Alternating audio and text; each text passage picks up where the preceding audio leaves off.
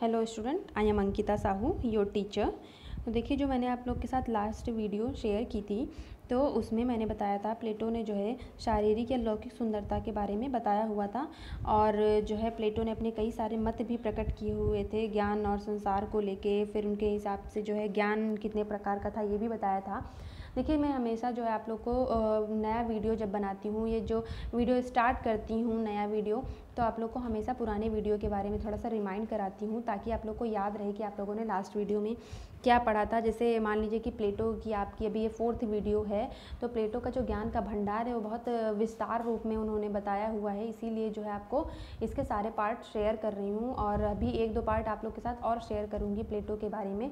और प्लेटो से तो जो है एक क्वेश्चन आना ही आना है, ये बहुत इंपॉर्टेंट है प्लेटो, इसीलिए मैं आपको इतना जो है लॉन्ग क्वेश्चन भी इसके बारे में बता रही हूँ। तो और जो है प्लेटो ने जो है लास्ट वीडियो में मैंने बताया था कि प्लेटो ने जो है शारीरिक या लौकिक सुंदरता के बारे में बताया हुआ है कि किस प्रकार वो शारीरिक और लौकिक सुंदरता में जो है देखते हैं सुंदरता के गुण।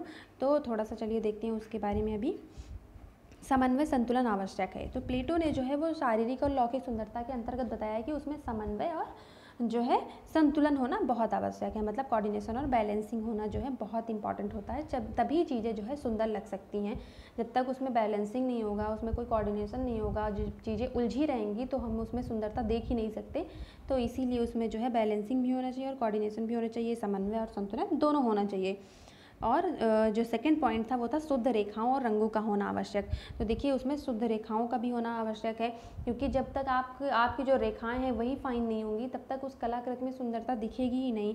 और जब उसमें रंग भर देंगे आप, जो आपका चित्रण है, तो और भी खूबसूरत लगने लगेंगी। तो प्लेटो मानते हैं कि उसमें शुद्ध रेखाओं और रंगों का होना भी बहुत आवश्यक है। श्रव्य दृश्य द्वारा भी हम सुंदरता का अनुभव करते हैं, मतलब देख के और सुनकर भी हम जो है सुंदरता का अनुभव करते हैं। ये तो मैं आप लोग को जो है जितनी भी वीडियो शेयर करती हूँ सब में बताती हूँ कि हम जो है जो दृश्य द्वारा और श्रव्य द्वारा सुंदरता का अनुभव करते हैं, देखकर और सुनकर जो है सुंदरता का अनुभव करते हैं।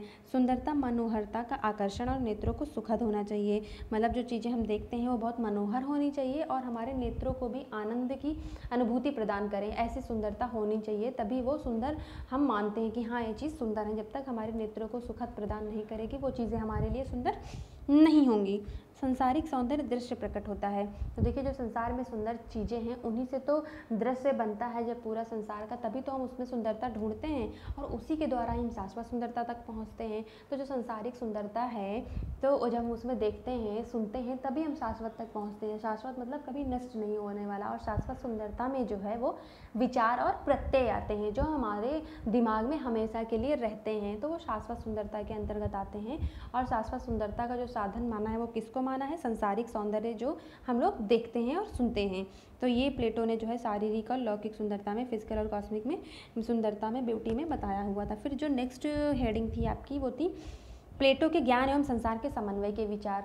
तो ज्ञान और संसार में कैसे समन्वय है, कैसे इन दोनों का कॉम्बिनेशन है, कोऑर्डिनेशन है, तो प्लेटो ने विचार किया था। तो उसके 2 रूप इन्होंने बताए थे, वो जड़ और चेतन थे। तो जड़ और चेतन में जो है इन्होंने एक बाहरी सुंदरता के बारे में बताया था, और एक जो मानसिक और ब्रह्मांड में है, जो हम देख ही नहीं सकते हैं, उसके बारे में बताया था। तो इस प्रकार उन्होंने जड़ और चेतन 2 प्रकार से संसार के 2 रूप बताए हुए थे। उसके बाद जो प्लेटो ने अपना ज्ञान प्रकट किया था और ज्ञान के बारे में बताया था, तो उन्होंने ज्ञान को 3 पार्ट्स में डिवाइड किया हुआ था। कौन कौन से थे? आदर्श ज्ञान, इंद्रिय ज्ञान और विचार या प्रत्यय। ये 3 ज्ञान के बारे में प्लेटो ने बताया हुआ था। तो देखिए, ये जो 3 ज्ञान हैं, ये तो मैंने आप लोग को थोड़ा सा डिटेल में लास्ट वीडियो में बता ही दिया है, बस इसमें आप लोग को थोड़ा सा रिमाइंड कर रही हूँ। तो प्लेटो ने जो है वो इंद्रियों को भ्रमित माना था, मिथ्या माना था, कि जो हमारी इंद्रियां हैं वो बस भ्रम प्रकट करती हैं। और प्लेटो का मानना है कि जो है उसको बस बुद्धि से समझा जा सकता है। जो चीज़ें सुंदर हैं वो चीज़ें जो है वो हमारी इंद्रियों से नहीं, हमारी बुद्धि द्वारा जो समझी जाती हैं। तो प्लेटो ने जो है ये चीज़ें बताई थी। उसके बाद प्लेटो ने कला पर विचार किए थे। तो प्लेटो ने जो है कला को एक निर्माण की प्रक्रिया मानी थी, और काव्य को जोड़कर, कलाओं को जोड़कर उन्होंने वर्णन किया हुआ था। तो प्लेटो के अनुसार कला के प्रमुख गुण बताए थे उन्होंने। तो गुण को मैंने आप लोग को लास्ट वीडियो में नहीं बताया था, तो अब मैं इस वीडियो में गुणों के बारे में बताऊँगी कि प्लेटो क्या क्या चीज़ें देखते हैं कलाओं में, क्या क्या गुण होने चाहिए। तो चलिए देखते हैं। मानव जीवन का अनुकरण। तो कलाओं में मानते हैं कि मानव जीवन का अनुकरण होना बहुत आवश्यक है। देखिए, जैसे आप लोग कोई चीज़ सामने देखते हैं तो उसी का तो अनुकरण करते हैं आप लोग, तभी तो वो चीज़ें अपने चित्रों में बनाते हैं। तो कलाओं में मानव जीवन का अनुकरण होता है। अब सेकंड देखते हैं, दिव्यता की झलक। दिव्यता की झलक मतलब जो चीज़ हम बनाते हैं वो बहुत दिव्य होनी चाहिए, अलौकिक होनी चाहिए और बहुत उत्तम होनी चाहिए, तभी उसमें दिव्यता की झलक आएगी। तो कलाओं में ये प्रमुख गुण है, दिव्यता की झलक भी होनी चाहिए। सौंदर्य का अंकन। अब देखिए, आप लोग को जब मैंने फर्स्ट वीडियो सौंदर्य शास्त्र की जो शेयर की थी, तो उसमें सौंदर्य शास्त्र कला पर या कलाओं में क्या है, ये सारी चीज़ें मैंने उसमें डिटेल में बताया हुआ था। तो आप लोग लास्ट में देख सकते हैं, लास्ट वीडियो में, कि क्या क्या चीज़ें बताई थी। तो उसमें सौंदर्यता का अंकन होना चाहिए। मतलब जब कोई कला में सुंदरता ही नहीं होगी तो वो कला में कोई गुण ही नहीं होंगे। तो इसीलिए मानते हैं कि उसमें सौंदर्यता का अनुभव होना चाहिए। किसमें? कलाओं में। आनंद अनुभूति। देखिए, कला में आनंद अनुभूति भी होनी चाहिए। ये भी एक कला का प्रमुख गुण है कि जब हम कलाओं को देखते हैं, जब तक हम उसको देख के खुश नहीं होंगे, आनंद की अनुभूति नहीं होगी, तो उन कलाओं का कोई महत्व नहीं होगा। अब आपका थर्ड कह रही हूँ, सॉरी, लास्ट पॉइंट है उपयोगिता। उपयोगिता, देखिए, कला मानते हैं प्लेटो के बारे में पहले भी बताया था मैंने कि प्लेटो मानते हैं कि जो चीज़ें उपयोग में हैं वही चीज़ें सुंदर हैं। तो प्लेटो ने ये बताया है कलाओं के गुण में कि वो उपयोगी भी होनी चाहिए, उनमें उपयोगिता का गुण होना चाहिए। तो ये सारे उन्होंने कलाओं में गुण बताए हैं। किसने बताए हैं? प्लेटो ने बताए हैं। अब देखते हैं नेक्स्ट पॉइंट क्या है प्लेटो के अनुसार। कला केवल आनंदमयी ही नहीं, व्यक्ति, समाज, राष्ट्र के लिए उपयोगी भी होनी चाहिए। देखिए, कोई चीज़ आप देखते हैं, कोई भी कलाओं को आप देखते हैं, वो बस आपको सुंदर लग रही है तो उसका मेन मोटो ये नहीं होता कि हाँ बस देखने में सुंदर लग रही है। तो प्लेटो मानते हैं कि वो हमारे राष्ट्र के लिए उपयोगी होनी चाहिए, समाज को कोई मैसेज देना चाहिए अपनी कलाओं द्वारा, तभी वो कलाओं में जो है हमें आनंद की अनुभूति होगी, जब हमारे वो उपयोग में होगी। तो प्लेटो मानते हैं कि कला बस देखने में सुंदर लगे ऐसी कलाएँ नहीं होनी चाहिए, वो कुछ हमारे उपयोग में आए, राष्ट्र के उपयोग में आए, ऐसी चीज़ें उसमें होने चाहिए, ऐसे गुण कलाओं में होने चाहिए। कला में ही समाज से लाए और सुंदर शैली मन के शुभ और सुंदर गुणों के कारण उत्पन्न होते हैं। तो देखिए, जो कलाएं हैं हमारी समाज द्वारा, संस्कृति द्वारा ही प्रकट होती हैं और हमारे जो मन में चलती हैं चीज़ें उन्हीं द्वारा प्रकट होती हैं। तो जो कलाएं हैं वो मानते हैं कि सुंदर गुणों के कारण उत्पन्न होती हैं। मतलब जो चीज़ें हम सोचते हैं, अच्छी चीज़ें सोचते हैं, बनाते हैं, तो उन्हीं द्वारा वो उत्पन्न होती हैं, कलाएँ उत्पन्न होती हैं। कलाकार सत्य का अनुकर्ता मात्र है, उसकी रचना कल्याण या शिव के लिए ही होनी चाहिए। तो देखिए, कलाकार जो है वो अनुकर्ता है, मतलब किसी भी चीज़ की वो अनुकृति कर सकता है, देख के वो बना सकता है, उसकी प्रतिछाया बना सकता है। तो उसकी जो रचना है वो हमेशा कल्याण के लिए होनी चाहिए, शिव के लिए होनी चाहिए। शिव मतलब यहाँ पे गॉड जो है, शिव गॉड के लिए नहीं बता रहे हैं, शिव यहाँ पे कल्याणकारी माना गया है। तो वो हमारे कहीं ना कहीं कल्याण के लिए होनी चाहिए, वही कला हमें बनानी चाहिए। तो प्लेटो ने ये बताया हुआ है कि कलाकार जो है वो सत्य का अनुकर्ता होता है, जो चीज़ें दिखती हैं उसको वही वो बनाता है और वो हमारे कल्याण के हित में होती हैं।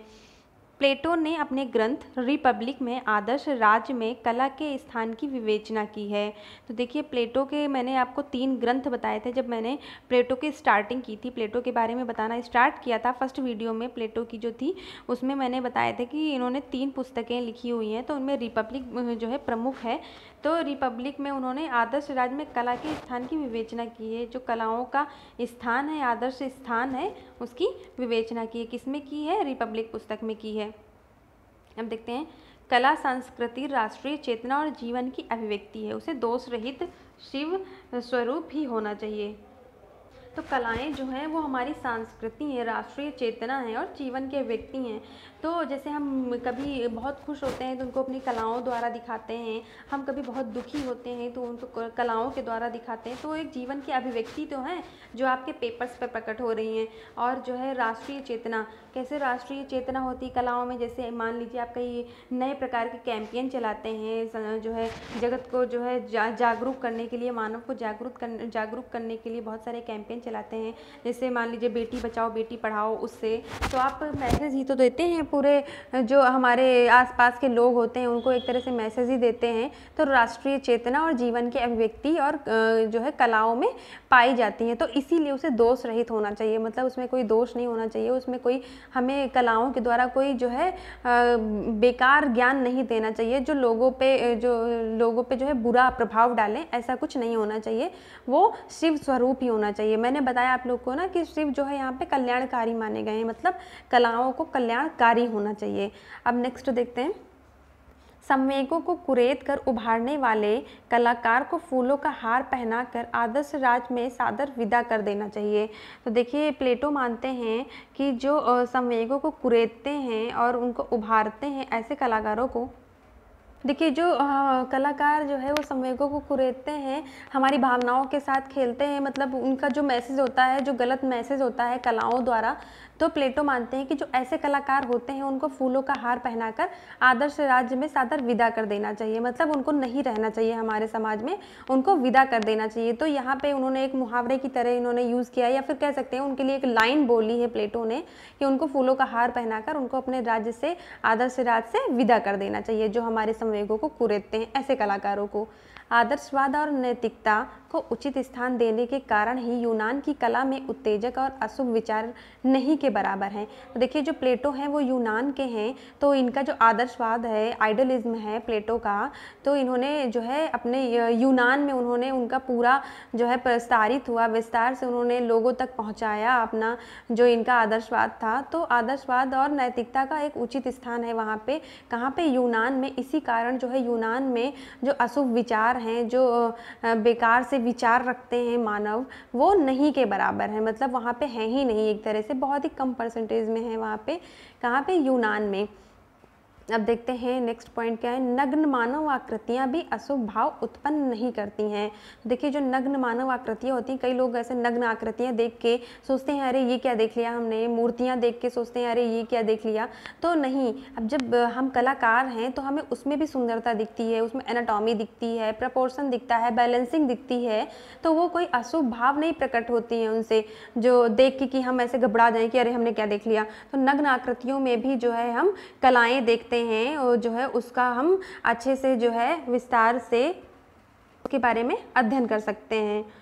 प्लेटो ने होमर के काव्य की निंदा की क्योंकि उन्होंने अपने काव्य में अशुभ भाव एवं चरित्रों का वर्णन करके समाज को बुराई की तरफ धकेला।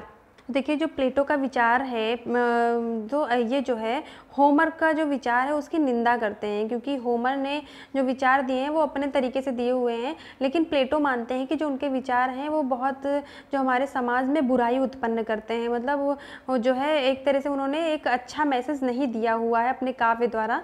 तो प्लेटो जो है इसीलिए होमर की निंदा करते हैं, क्योंकि वो उनके काव्य में एक अशुभ भाव देखते हैं और जो चरित्रों का वर्णन है वो समाज को बुराई की तरफ धकेल रहा है, मतलब उससे कोई अच्छा मैसेज नहीं मिल रहा है लोगों को। तो प्लेटो ने होमर की निंदा की है, विवेचना की है, उसकी निंदा की है। प्लेटो का कला संबंधी सिद्धांत अनुकृति सिद्धांत या इमिटेशन थ्योरी ऑफ आर्ट कहा जाता है। तो देखिए प्लेटो के बारे में जो क्वेश्चन आते हैं, कई बार तो ये आते हैं कि प्लेटो के बारे में लिखिए, या फिर प्लेटो का कला के ऊपर क्या विचार था, या फिर प्लेटो की सौंदर्य शास्त्र की क्या महत्व है इन दोनों के बीच। तो लेकिन जो सबसे इम्पॉर्टेंट क्वेश्चन आता है वो आता है कि प्लेटो की इमिटेशन थ्योरी लिखिए, जो अनुकृति का सिद्धांत है। मैंने बताया ना आप लोगों को कि प्लेटो जो है वो प्रतिछाया और प्रतिबिंब में सुंदरता देखते हैं, तो इसीलिए प्लेटो ने जो है अपनी एक सिद्धांत प्रकट किए हुए हैं, अपने मत प्रकट किए हुए हैं, सिद्धांत पूरा बनाया हुआ है और उसके ऊपर थ्योरी लिखी हुई है, इमिटेशन थ्योरी ऑफ आर्ट। इनकी जो अलग से एक जो है टॉपिक है प्लेटो का, तो उन्होंने अपने जो विचार प्रकट किए हुए हैं। तो ये जो है मैं आप लोग को जो सिद्धांत है वो नेक्स्ट वीडियो में बताऊंगी। अभी यहाँ पे जो है आप लोग को इससे रिलेटेड, इस वीडियो से रिलेटेड कोई भी जो है क्वेश्चन हो या फिर कोई भी कन्फ्यूज़न हो तो मुझे मैसेज करें, और नेक्स्ट में हम लोग देखते हैं कि अनुकृति का सिद्धांत क्या है प्लेटो का, इमिटेशन थ्योरी क्या है प्लेटो की। तो थैंक यू।